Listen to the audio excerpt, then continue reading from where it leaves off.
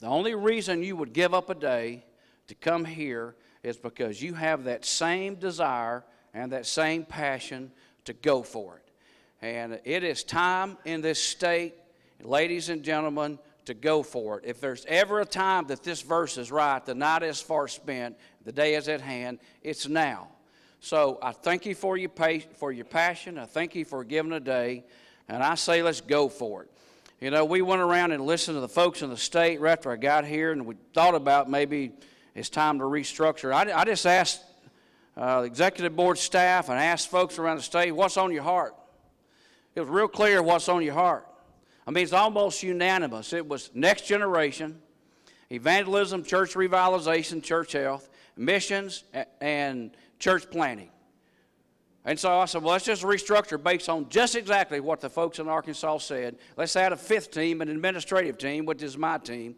And so we really feel like we're going for it. If you're going to go for it, when you start picking up this church revitalization process, you've got to understand there's nothing you can do if you don't pray, pray, pray, hard, intense, focused, laborious, with fasting. I'm telling you, if it were up to most of the folks in this room, your church would be in wide open revival.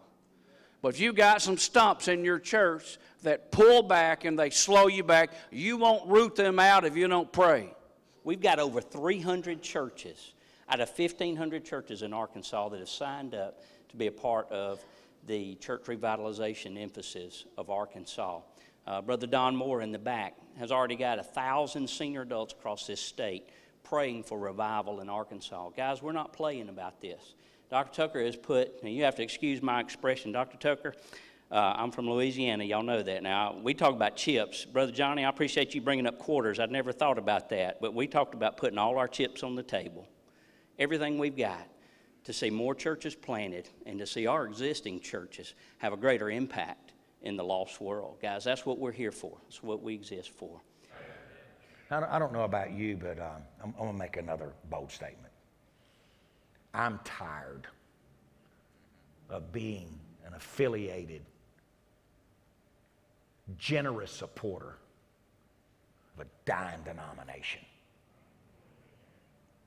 And it's guys like us that can turn it around.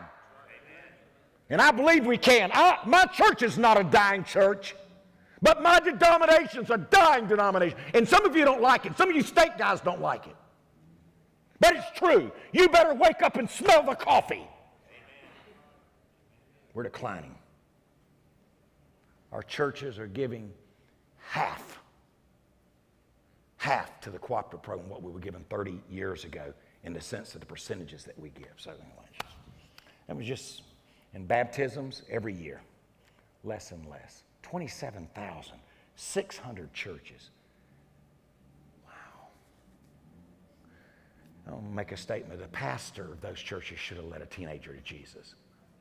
Who are you talking to? Who do you think you are? I'm one of you. Dear God, if one of us hadn't got the right to speak into our life, who under heaven will ever speak into our life?